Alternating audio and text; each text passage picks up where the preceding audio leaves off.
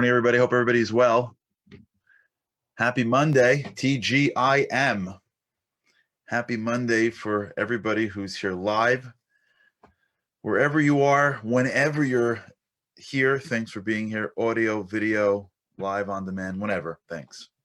Much appreciated. This is the week before Passover, which means that we will be off next week, returning the following Tuesday, I believe. We'll get you the details.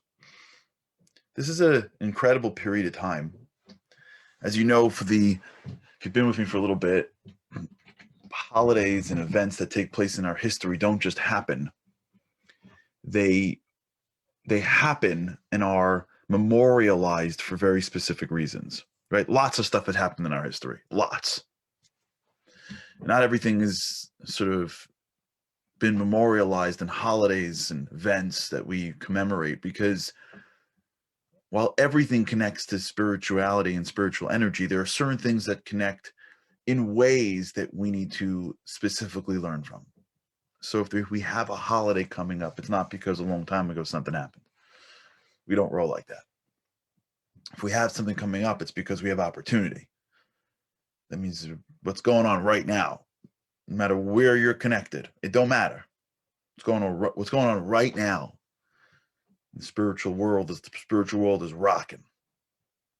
And there's unique opportunity to do things that we need to capitalize on, from what I understand. I'm not an expert in what's going on in the spiritual world, but that's what our holy teachers teach us. And it behooves us. We want to live a good life. We want to live as empowered as possible. We want to live as connected as possible. The greatness of our life is going to come directly in our relationship to our soul. That's where the greatness comes from. It doesn't come from our bodies. Our bodies are the tools to take us through our souls. Right? The soul is the captain of the ship. The body is just the car that takes us places, that just continuously gets older and older and older and harder to work. It's the soul that's driving it. It's the soul that has all the strength.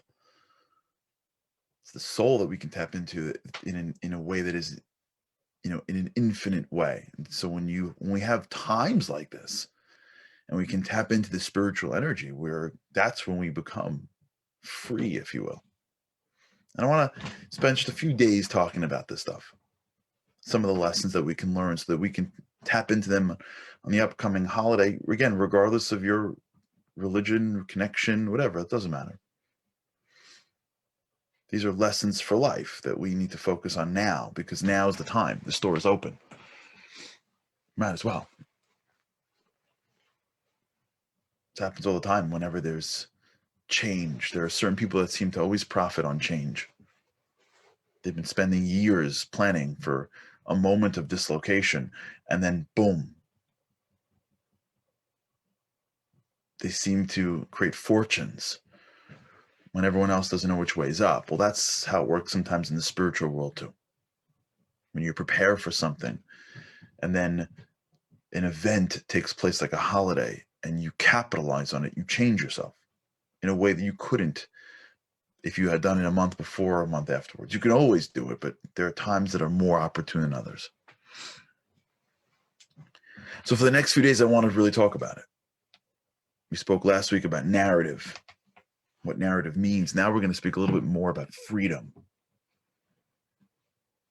Understand that the story of Passover is not the story of the Jews leaving Egypt. That's what happened, but it's only there to remind us as to what's going on, because in Hebrew, Egypt is the word Meitzar, Mitzrayim. Mitzrayim is the word Meitzar, which is contraction. When you feel like you are in a contracted state, when you feel like who you are is not fully representative as to who you think you should be, when you live your life and know there's more in you than is being expressed. I'm a better parent than this. I'm a better spouse than this. I'm a better friend than this.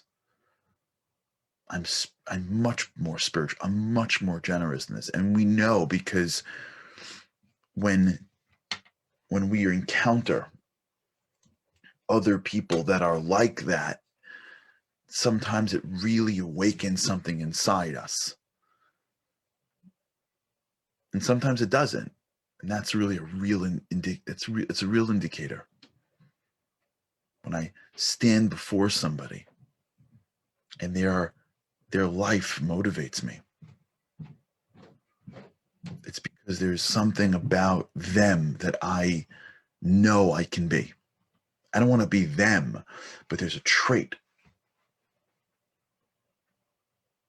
I believe he once said to me that he heard it from a great rabbi that your first initial thought is who you are, right? That feeling. Our family is going through a loss. I just lost my aunt. Many of you prayed for her. Elka Bas Chai Rivka. If you remember, and for those of you who get the timeless lessons, we dedicated so many to her recovery. She was a larger than life person. And there were so many great qualities about her, but she had this way of overcoming challenge, of being strong in adversity. And when you hear there's so many stories that we can talk about her forever. But yesterday I was at the Shiva house and they were telling stories about her, and there's something that was so moving me, and always moved me about her. It's because I want to be stronger. It's because I know that I could be stronger. I know. And so there's a piece of me that says there's more strength inside you that has to come out. And when I hear it from somebody else's life, it moves me. There are times I sit with people and they say things and I'm like, all right. That disconnect between what I know I have inside me to the frustration that it hasn't expressed itself at the level that it could. It doesn't mean that it doesn't express themselves at all. It hasn't expressed themselves at the level that it could. That's a contracted state of living. A contracted state of living is a living in which I'm not being me. I'm not living with the fullest expression of my true self. There are people that live in jobs like this, that they constantly feel contracted. There are people that, and some of them are here, whose souls are just growing. It's unbelievable. I get to watch it sometimes. And they're living in this space of freedom. They're constantly freeing parts of themselves. For whatever reason, their backgrounds didn't afford them certain spiritual education, and they're growing. It's unbelievable. But that balance, in my opinion, that balance is this world of Meitzarim, Meitzar, Mitzrayim, Egypt, and freedom. And what I want to delve in for the few days that we have before Passover is to really understand it. Maybe we'll take symbols of the Seder and talk about it. Thank you, everybody, for your sympathies. And my aunt.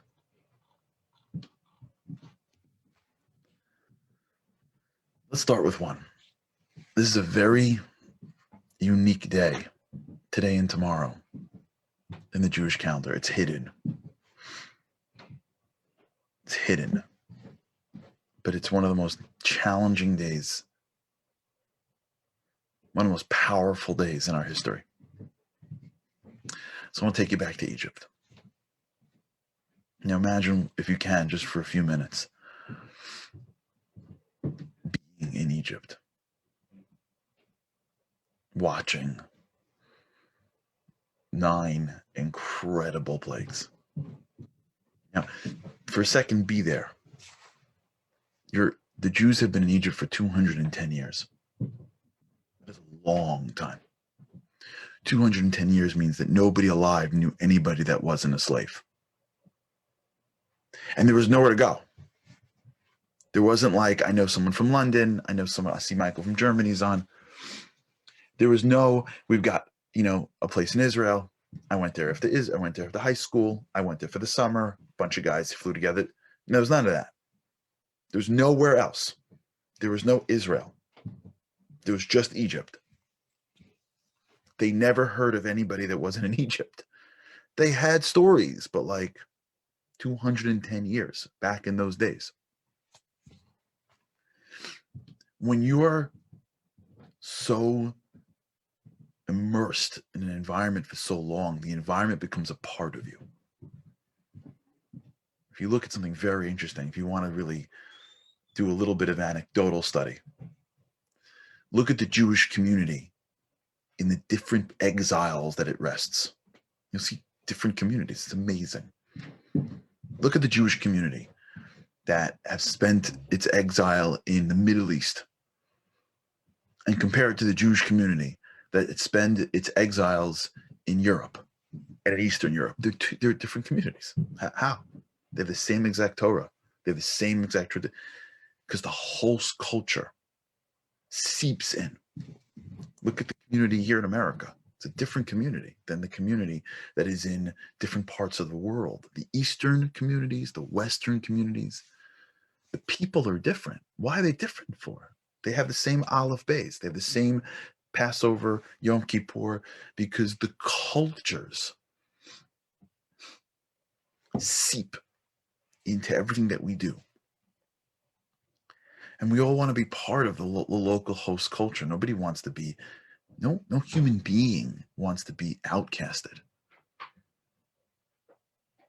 So you can imagine that the Jewish people, after 210 years of slavery, were very much, and they didn't even have their own freedoms. It wasn't like they had Jerusalem stone schools, kosher shops in the local stores, go to their own camps. They didn't have that right. They were slaves.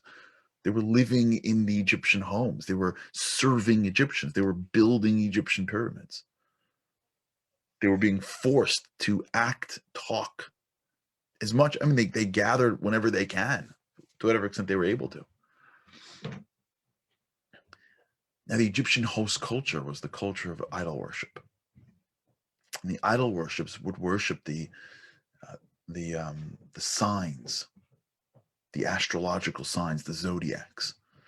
And back then, the powers were different. It's a whole conversation, but they were able somehow to create some reality that was based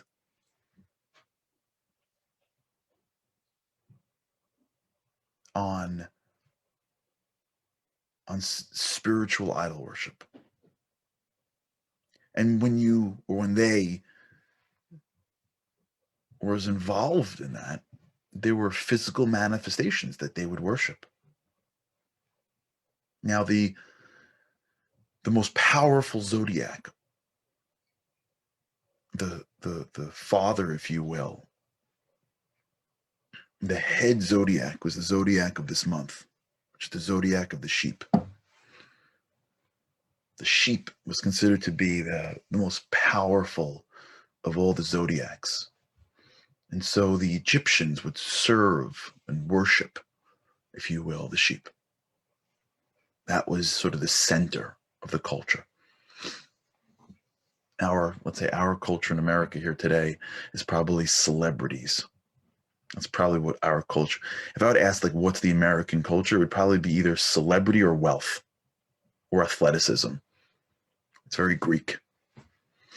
In some pockets, it's more idealistic. But if you just ask yourself, which people get the most amount of honor and respect in the Western American society, it's probably someone who's a celebrity, who's on a movie, someone who's an athlete, or somebody who's very wealthy, right? I think so, or powerful.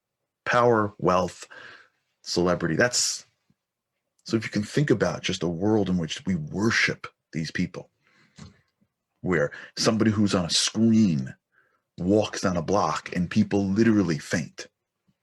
They faint. When somebody makes an enormous amount of money, on the cover of a magazine, it says master of the world. And they think they're the master of the world. When somebody scores, and I'm a big sports fan, when somebody scores a touchdown, they are literally worshipped. They're worshipped. We have pictures of them in our homes. They're dolls that are made up in their image. People wear their jerseys.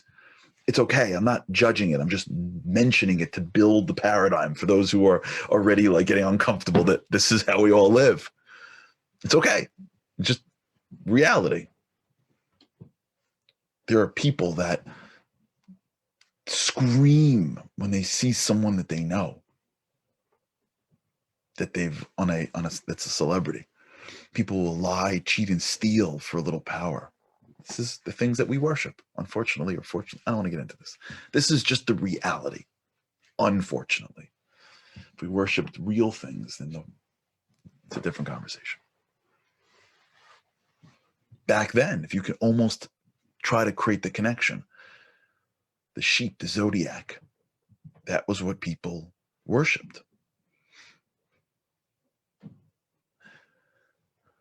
I want you to understand, and I'm just trying to do this slowly so we get it. The Jews spent 210 being slaves. God shows up, and for 1 year, or 209, if you will, because they left on the 10th year, 210th year. So God shows up on the 10th year and shows himself through all the different plagues that he does. And right before they're about to leave, commands Moses to tell the Jews the following. On the 10th of Nisan, which is tomorrow, which was Shabbat at the time. So that meant today, on Friday. The 9th of Nisan, which is today, was Friday then, right? That was the 9th. On the 10th, they had to take the sheep into their homes. That means the Jews had to go out. They didn't have sheep. Where did they get sheep from? They were slaves. They had to go out and take sheep and drag the sheep into the house and tie it to the bed. Because on the 14th, which is the day before they left, or the 13th, they had to slaughter it. That means the Jews had to go out and take the god of the Egyptian people. They weren't out of Egypt yet. They weren't like high stepping in the desert, looking back and like tweeting, yeah, your God's terrible. They weren't trash talking as the sea was splitting. You understand? They weren't in Israel being like, whoa, man, those guys, they serve the sheep, losers. They weren't doing that. They were in Egypt with Pharaoh still in charge, with Egyptian dudes all over the place, still their masters. They were freed because the Egyptians were still dealing with their plague problems, but they weren't like mentally freed, living in homes with their children. Can you imagine? Imagine if you walked down the street, asked a guy for his iPhone. Forget the celebrity, the iPhone. You took it, you're like, smash. Can you imagine? He's like, are you crazy? Can you just imagine for a second if like you kidnapped like a football player, God forbid? You know, like what? Can you imagine like Green Bay and kidnapping, you know what I'm saying, like Brett Favre or Aaron Rodgers? You know, then in 3 seconds, the entire Wisconsin would be around your house, picketing you. You know what I'm saying? With like, you know, with pitchforks. Can you imagine if that would like happen? If somebody like kidnapped Brad Pitt? They took the sheep, the gods that they even served, and had to bring it into their house in preparation to sacrifice it. You know how hard that was? They had to give up everything they've ever believed in. They had to put themselves at risk. They put their families, their lives, their belief systems, their cultural norms, everything at risk today. Why? So we're going to talk about it tomorrow. It has a lot to do with freedom. We all want to be free. We all want a great life. But there's a path. And God is laying it out. No, he's not torturing people. He ain't torturing. No, that's not his job. There's something going on here about what's blocking us. And I'll give you a hint, it's ourselves. And God was putting them through an exercise to show them how to break free of it. All right. Thank you, everybody, for tuning in. Tomorrow, with God's help, we'll continue on and really try for the next few days to figure out how we can become freer, greater people. Have an awesome day. And with God's help, I cannot wait to see you again tomorrow.